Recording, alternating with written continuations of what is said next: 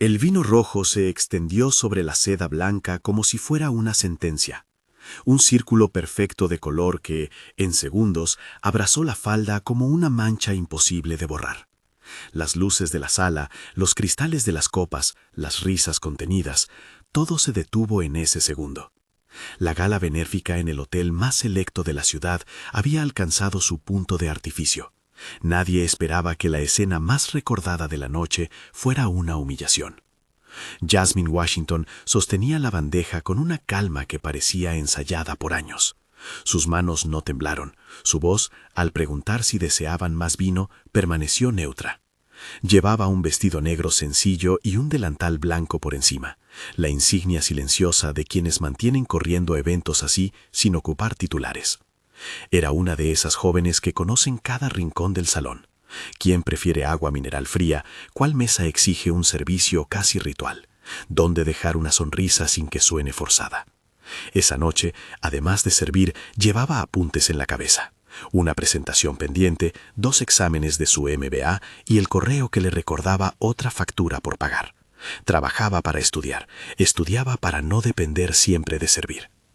Del otro lado del salón, en una mesa elevada donde la acústica y la atención convergían, Victoria Hartwell dio un paso que produjo, primero, un leve crujido de tacón y luego el choque de voluntades. Victoria llevaba un vestido blanco impoluto, cremallera oculta, línea impecable. La seda de su falda captaba cada foco. Era la anfitriona nominal, la cara conocida en las listas sociales, la mujer que aparecía en fotografías con filantropía como ancla y donaciones como anzuelo. Sus manos estaban acostumbradas a ordenar, a corregir, a no recibir respuestas. Pensaba en categorías sencillas: quién pertenece, quién sirve, quién merece una explicación, quién debe ser ignorado. ¿Y esto no es para nosotros?, murmuró, cargado el tono de una pregunta que ya llevaba la respuesta adjudicada. La réplica de Jasmine fue mínima, una inclinación profesional, la misma que había practicado frente al espejo antes de salir de casa esa tarde. En el vocabulario de la sala, la indiferencia funciona como escudo. Pero Victoria necesitaba algo más, la imposición de una jerarquía. No le bastaba con mirar, quiso demarcar. Lo que ocurrió a continuación tuvo la brusquedad de lo inesperado y la deliberación fría de un gesto diseñado para molestar. Victoria se acercó y, con una mano que pretendía ser una corrección de etiqueta, tiró de la tela del vestido de Jasmine. La seda cedió. No fue una caída accidental del asa, ni un tirón sin intención.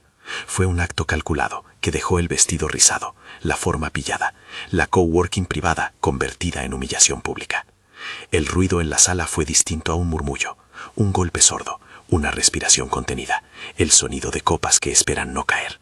Se oyó un cuchicheo, pero nadie gritó de forma inmediata. Había suficiente gente para que la escena fuera líquida y suficiente silencio para que cada persona se sintiera cómplice por no intervenir. Victoria habló en voz alta, como quien deja una sentencia en bandeja. No pronunció un insulto directo, no hizo falta. Sus palabras flotaron encima de la mesa y encontraron oído en la certeza de su propia superioridad. Pensé que esto era solo una camarera, dijo, en un tono que no admitía réplica. La frase quedó suspendida. Solo una camarera. Era una etiqueta que contenía desprecio y diminutivo. Para muchos en la sala fue un comentario más. Para Jasmine, un peso conocido y viejo. Sus colegas, escondidos tras bandejas y sonrisas, se miraron entre sí. Había una línea que, por educación o por miedo, nadie cruzó de inmediato.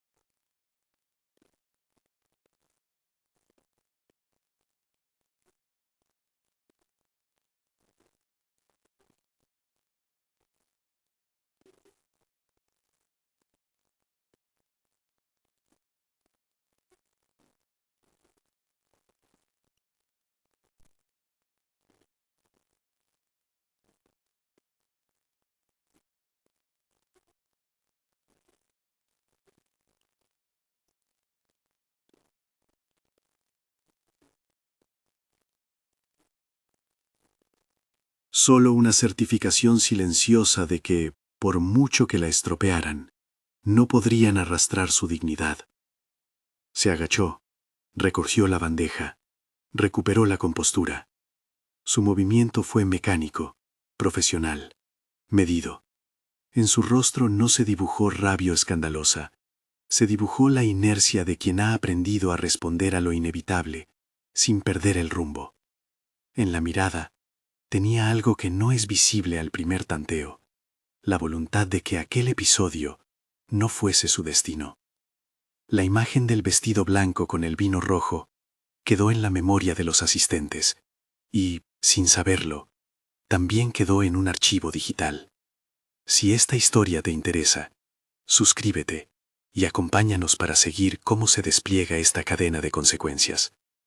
No era la primera vez que Jasmine enfrentaba la reducción pública. Había aprendido desde niña que la dignidad se practica como un músculo. Se fortalece con repeticiones. Su madre trabajó como enfermera nocturna. Su padre, camionero hasta que una enfermedad lo obligó a parar. Cuando la familia afrontó los primeros apuros, ella decidió que no pediría concesiones por lástima. Los trabajos de camarera le habían enseñado la geografía de la ciudad, qué barrios pagaban con mayor sonrisa, qué clientes dejaban propinas consideradas, cuáles miraban hacia otro lado cuando la vida de alguien tambaleaba. En las noches de guardia, con la cocina cerrada y la bandeja a un lado, repasaba casos prácticos de contabilidad, memorizaba teorías de gestión, recortaba pasajes de libros prestados. Cada jornada terminaba con la misma nota: envío de un currículum, un pago, una cuenta saldada. Dejó escapar, en más de una entrevista de trabajo, la temporalidad de su situación. Estudiaba para no volver a depender de su apariencia. El MBA no era un capricho, era el instrumento con el que quería alterar la suma de probabilidades que hasta entonces jugaban en su contra. Había noches en las que, al volver a su pequeño apartamento, encendía la luz y veía los libros abiertos sobre la mesa, resguardando la certeza de que la vida no se arreglaba con un gesto público, sino con años de elecciones discretas.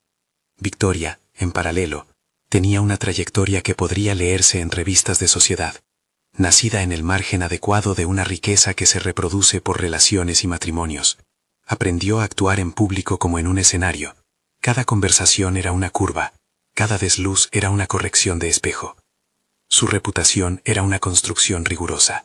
Filantropía aquí, donación allí, apariciones con sonrisas y medias verdades que funcionaban socialmente.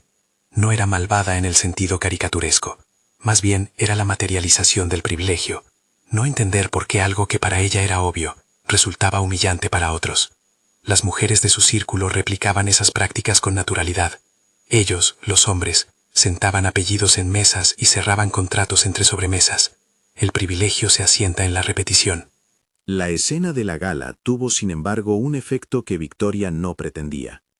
Al exponer a Jasmine, mostró la grieta bajo la alfombra. Los invitados, que antes se movían entre conversaciones perfectamente calibradas, bajaron la voz. Algunos, más decididos, murmuraron que aquello sobraba. Otros, menos valientes, abandonaron la sensación incómoda con una broma que trataba de cubrir la vergüenza ajena. Lo que no sabía Victoria era que en el bolsillo interior del delantal de Jasmine, su teléfono había quedado prendido, con la grabadora de voz abierta por accidente. Ella no había salido a provocar nada. Había dejado su aparato encendido justamente para repasar después, en su transporte, cómo corregir errores del servicio. La grabación no fue planeada como venganza. Fue un registro casual, una evidencia que se presentó como resultado de la casualidad tecnológica. En la narración que después circularía, hubo, en la mente de muchos, una discusión ética. ¿Es aceptable conservar pruebas en situaciones así? En la realidad cotidiana, la respuesta no es binaria. Para Jasmine, la grabación fue un subproducto. Para quienes la escucharon, sería más que eso. Mientras tanto, Robert Hartwell se retiró de la mesa con un gesto que pretendía ser discreto. No le gustaban las escenas en público, se sentía incómodo ante lo inesperado. Había algo más, sin embargo, que lo obligó a caminar hacia atrás, a observar desde una distancia que le permitió ver sin participar. En los hombres y mujeres de su entorno, las disputas se resolvían con llamadas a escondidas, con un arreglo económico, con correcciones íntimas. No era costumbre de nadie que el marido expusiera a su propia esposa ante invitados. Robert no era abstemio de esos modos. Sin embargo, cuando vio a Jasmine y notó el brillo en su mirada, algo en él se ablandó. No fue compasión suficiente para retirar a Victoria de escena, fue curiosidad. Al término de la velada, mientras los coches con choferes esperaban y las conversaciones se disolvían en el aire nocturno, Robert encontró una excusa para acercarse a la mesa de servicio. La encontró vacía, solo con un rastro de sometimiento, copas sin recoger y la impresión de una historia donde los extremos aún no estaban fijados. Otros directivos se retiraron a discutir la siguiente remodelación, nuevas ubicaciones, posibles nombres de avenidas para proyectos. Robert se dirigió a las escaleras de servicio y vio a Jasmine recogiendo una servilleta, la voz baja con el compañero que le ayudaba. Él habló con una voz que buscó ser neutra, ajena a la presión familiar. Quería entender, sin estridencias, qué había ocurrido. En su pregunta no había juicio inmediato, pero sí una cierta sorpresa genuina. Le pedía a alguien que le explicara por qué el brillo no se había quebrado en ese rostro. ¿Estás bien?, preguntó él, simple, sin título ni cargo. Jasmine alzó la mirada. Reconoció la figura que la observaba, la mente corporativa de la ciudad, el apellido que firmaba proyectos. En su rostro no hubo gratitud ni un gesto sumiso. Hubo la sencilla respuesta de quien está cansado de que su valor se mida por su uniforme. «Voy a terminar la ronda», contestó. «Gracias». Robert tomó nota de esa respuesta y en vez de marcharse, sacó una tarjeta de su cartera. No ofreció una limosna, ni promesas públicas. Entregó algo concreto, una tarjeta con un número de contacto personal y una invitación al café. Fue una invitación que tenía doble filo. Podía ser un gesto de reparación, podía ser una llamada para silenciar rumores. Fue sobre todo una oportunidad. Jasmine la aceptó con la misma neutralidad profesional con que recoge una bandeja, sin festejos, sin peticiones. No era el ascenso, era la posibilidad de una conversación. Esa noche, Robert regresó a la casa que compartía con Victoria con la sensación de que algo se había quebrado más que la tela de un vestido.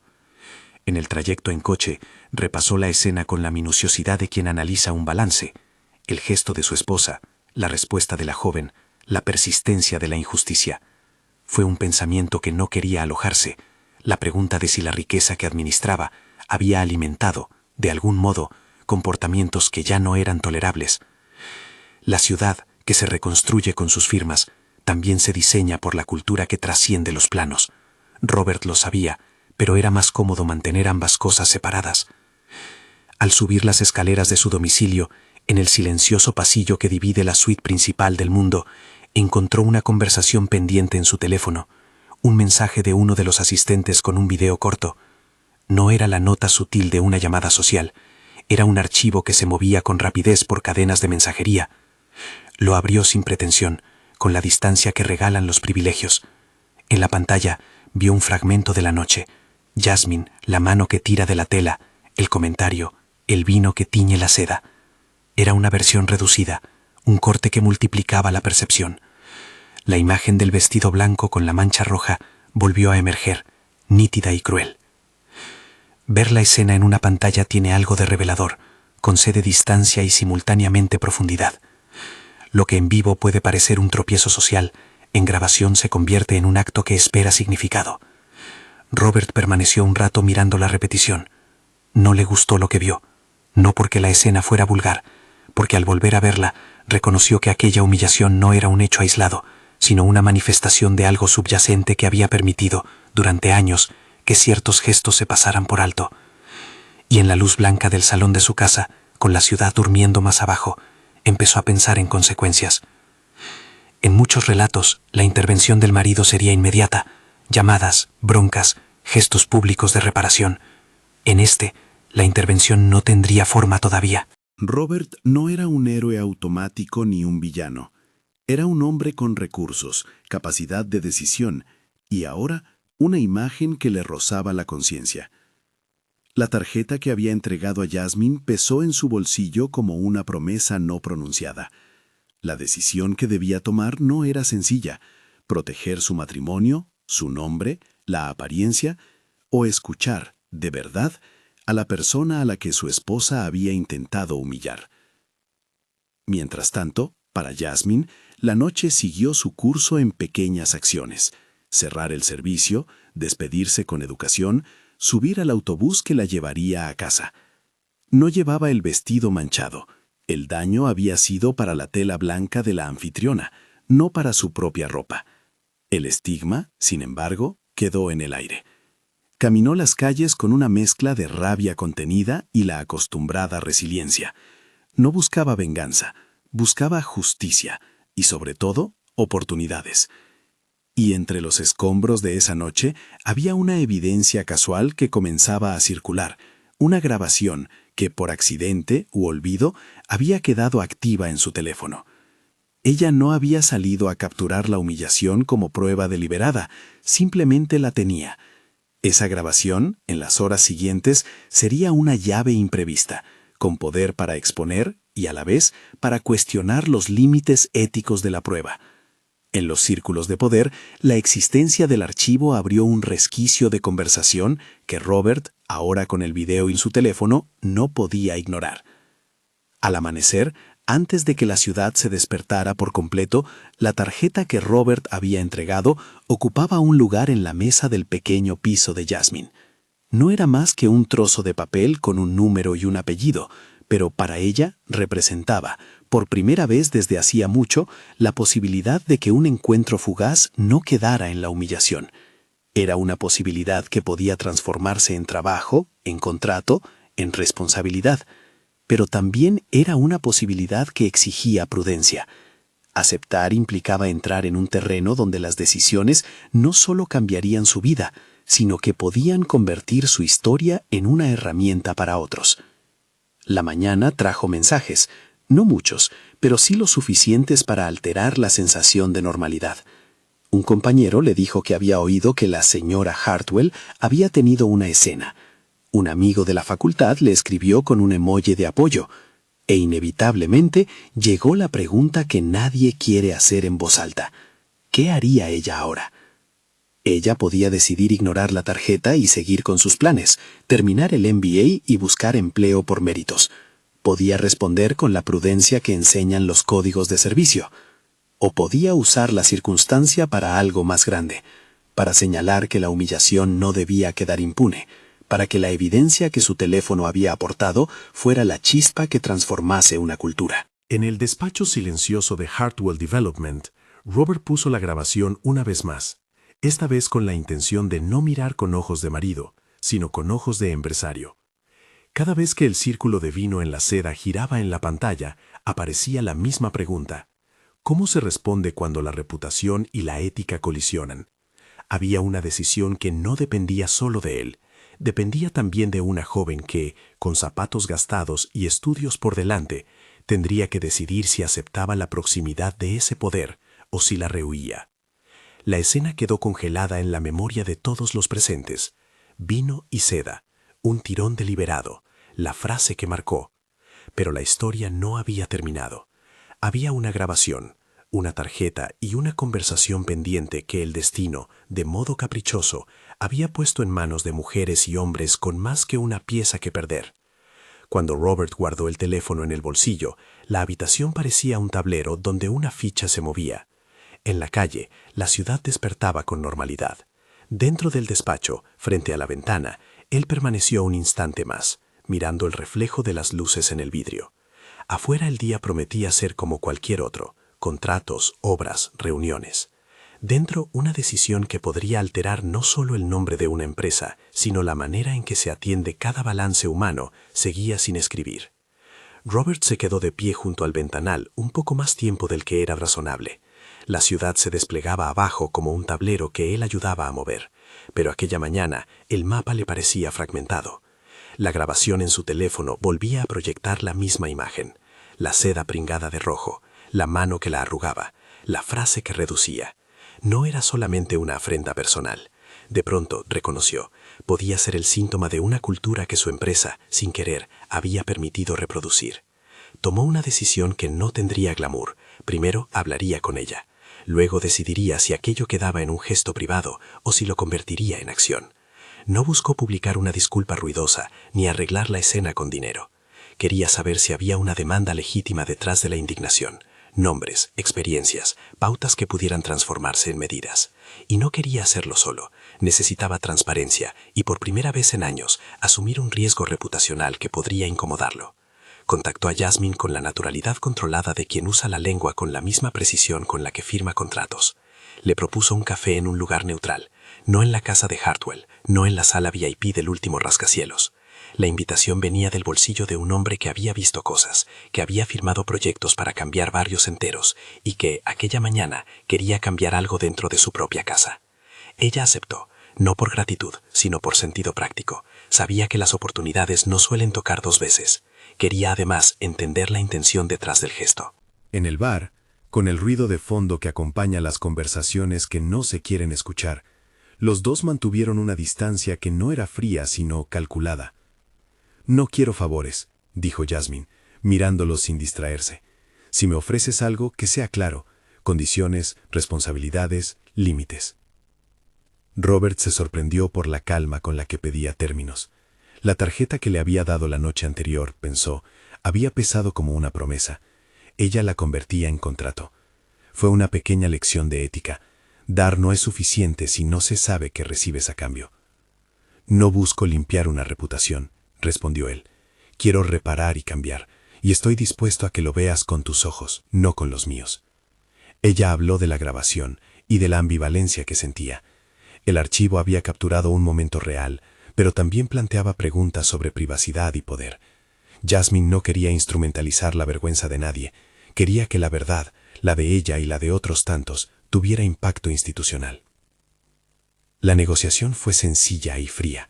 No habría promesas de un cargo pomposo a cambio de silencio. Si aceptaba colaborar, tendría autonomía, acceso a equipos, apoyo logístico, presupuesto para proyectos piloto. En contrapartida, su función tendría límites claros. No sustituiría procesos legales ni sería un tribunal, pero sí podría liderar una auditoría cultural y proponer medidas. Le pedía a Robert garantías contra represalias. Su nombre y su trabajo debían protegerse. Aceptó. No fue una decisión de impulso, fue un mapa trazado por prioridades, responsabilidad, autonomía, impacto. Mientras aquello se gestaba en la esfera privada, la esfera pública comenzó a movilizarse por sí sola. La grabación, que primero circuló en cadenas cerradas de mensajería, llegó en cuestión de horas a manos de alguien sin intención de discreción.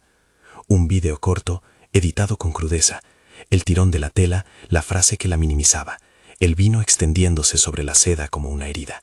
Las redes se encendieron. El círculo del vestido blanco y la mancha roja se convirtió en meme, y con más seriedad, en tópico de debate. ¿Quién tenía derecho a humillar en público? ¿Qué hacía que esa escena pareciera tolerable hasta que la vieron fuera del salón? Se desató una conversación no siempre limpia. Algunos defendían la presunción de inocencia, otros denunciaban el mecanismo de manipulación mediática. Había quienes debatían la legitimidad de conservar grabaciones encontradas. La discusión ética fue paralela a la condena pública. En el centro de la discusión no estaba solo Victoria Hartwell como individuo, estaba la pregunta sobre prácticas sociales que replican desigualdad. Victoria vivió esos días rodeada de un silencio distinto. La gente que hasta entonces compartía cenas y fotografías comenzó a reservarse. No hubo gritos ni linchamientos en la puerta de su casa. Hubo, en cambio, el frío que produce la retirada de la sociabilidad. Invitaciones que dejaron de llegar, encargos que se pospusieron, una discreta pero palpable distancia.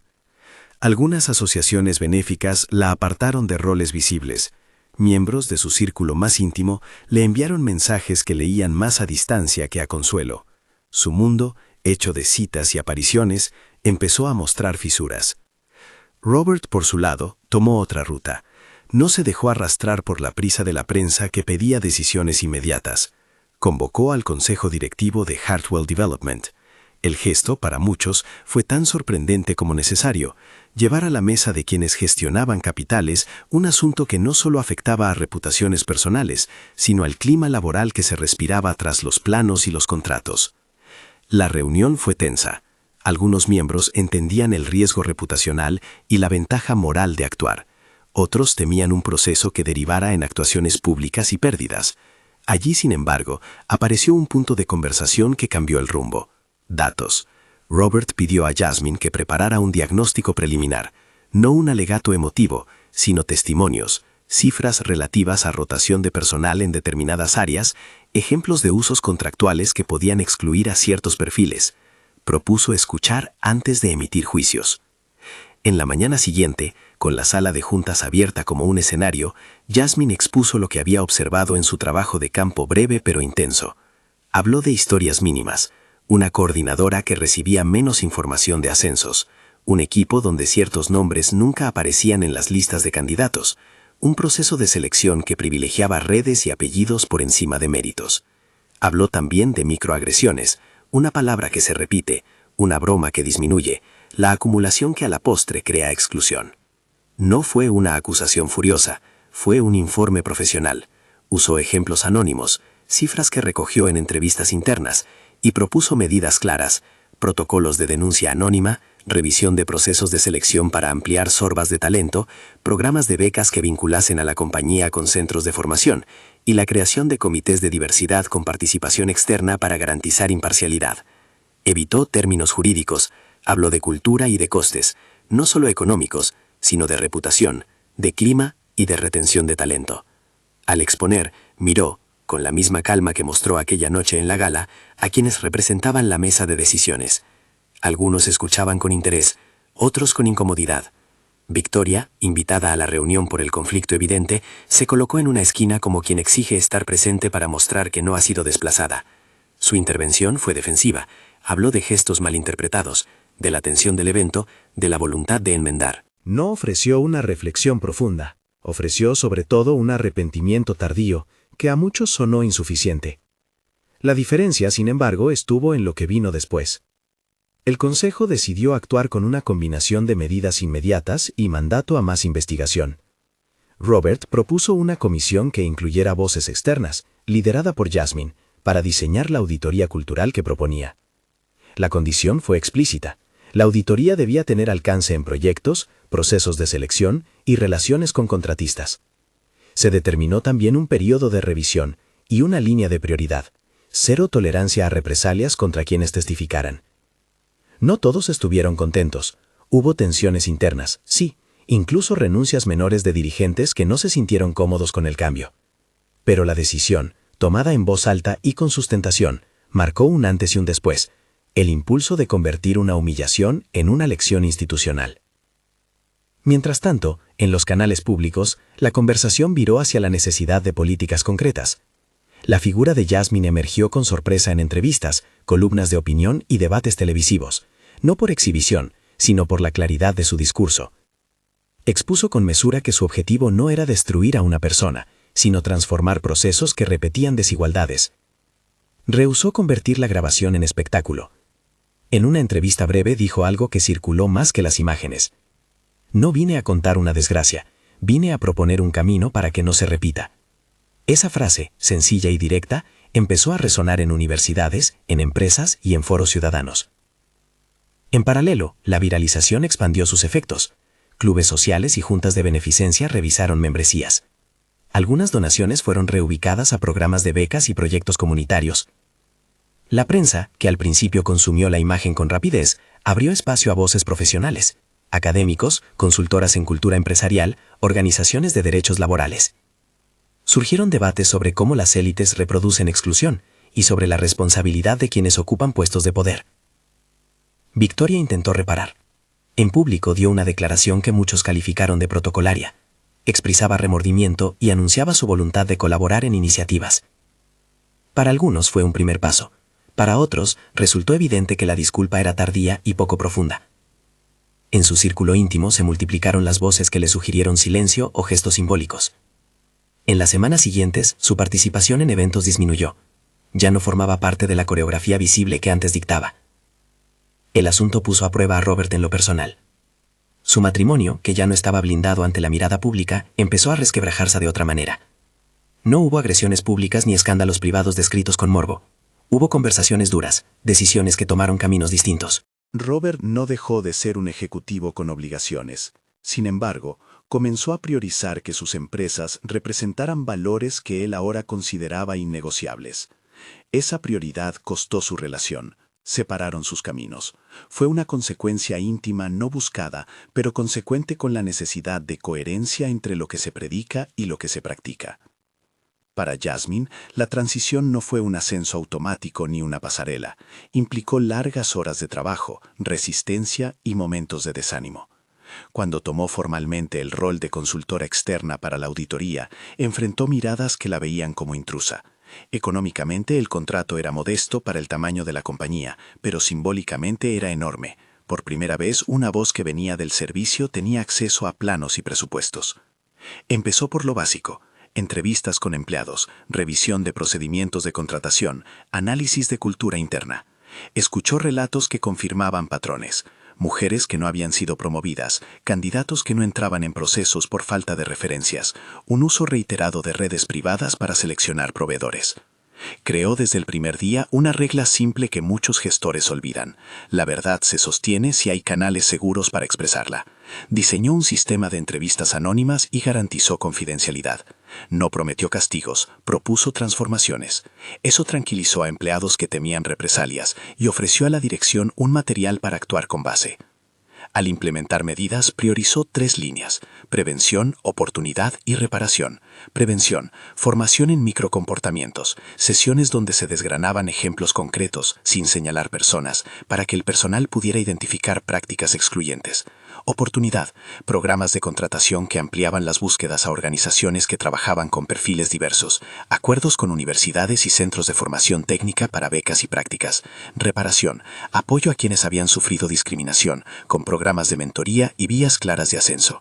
Las medidas exigieron ajustes y, por supuesto, resistencias. Algunos directivos se quejaron de imposiciones externas, otros se sintieron expuestos por prácticas anteriores. Jasmine respondió con datos y testimonios. Cuando hubo escepticismo, presentó casos concretos de otras compañías que habían mejorado retención y clima, y además mostró cómo la diversidad aporta, irónicamente, a mejores resultados financieros y reputacionales. Habló de equidad no como una carga moral, sino como una estrategia inteligente.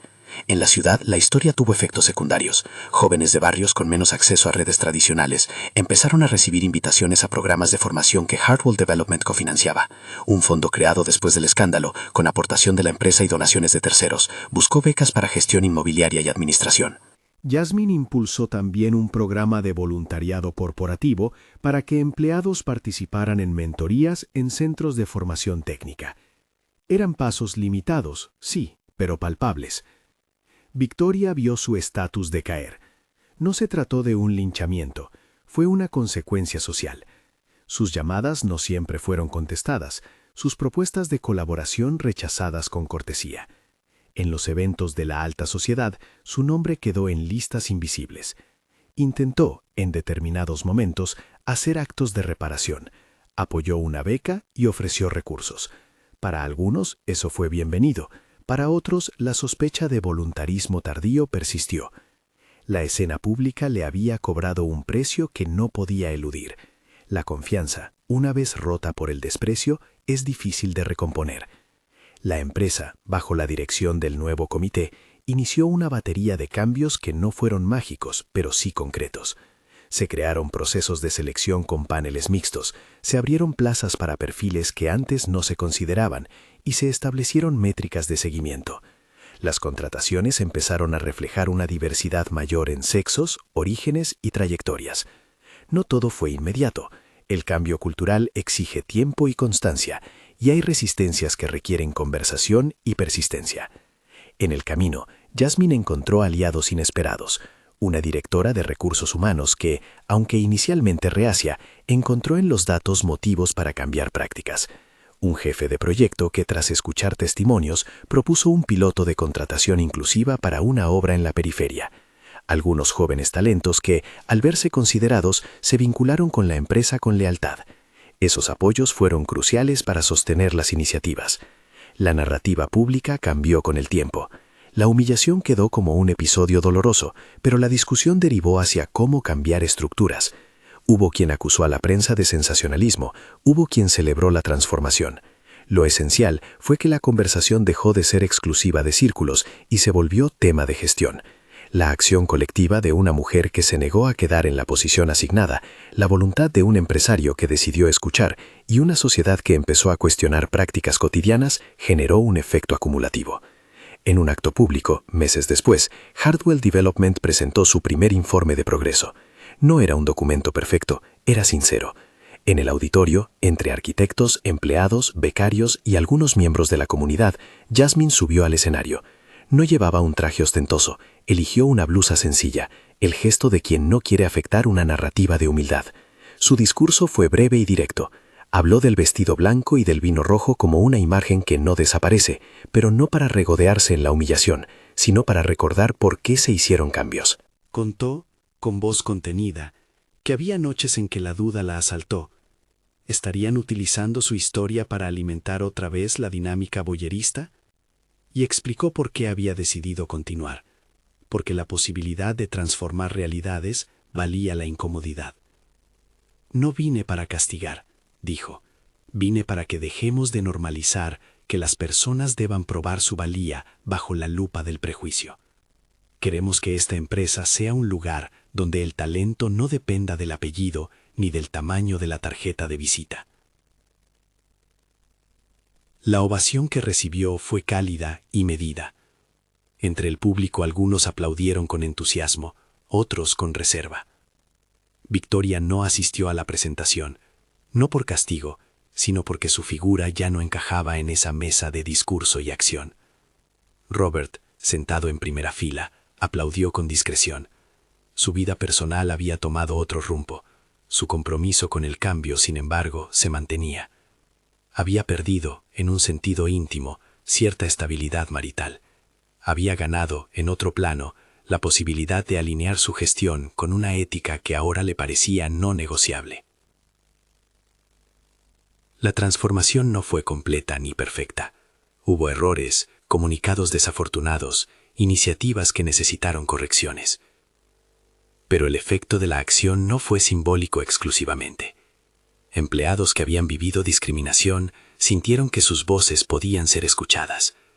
Jóvenes con vocación académica obtuvieron becas que antes habrían sido inalcanzables.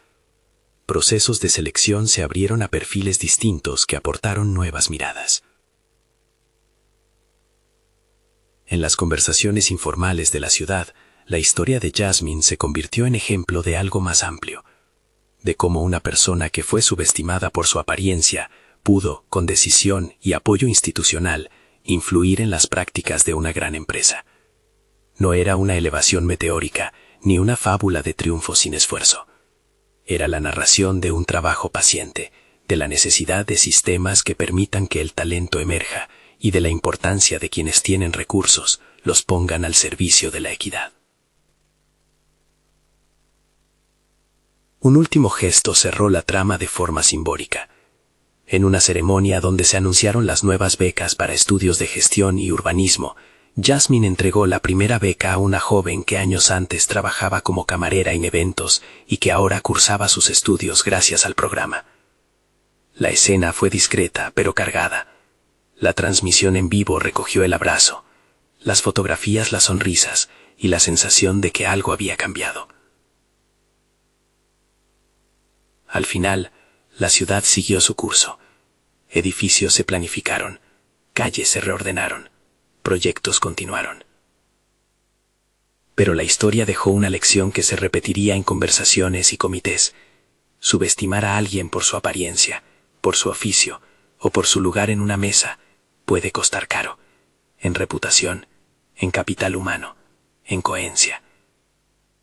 La dignidad, cuando se ejerce con firmeza, puede transformar humillaciones en oportunidades para corregir sistemas. La imagen del vestido blanco con la mancha roja siguió apareciendo en la memoria colectiva como metáfora. Para algunos, era la representación de una injusticia corregida. Para otros, el recordatorio de lo frágil que es la posición social cuando se confronta con la verdad. Para Jasmine fue, sobre todo, el punto de partida para un camino que nadie le regaló. La posibilidad de transformar su experiencia en políticas que protegieran a otras personas. Y en un mensaje breve, antes de despedirse de la audiencia aquella tarde, pronunció una frase que quedaría resonando. La mancha no se borra con silencio, se borra construyendo espacios donde nadie tenga que esconder su valor. Fue una sentencia sin rencor, cargada de propósito. Si esta historia te ha llegado, suscríbete para seguir relatos que muestran cómo la justicia real no es venganza, sino cambio. Comparte con alguien que crea en la dignidad como principio, y si buscas recursos sobre inclusión laboral, consulta la descripción para enlaces recomendados.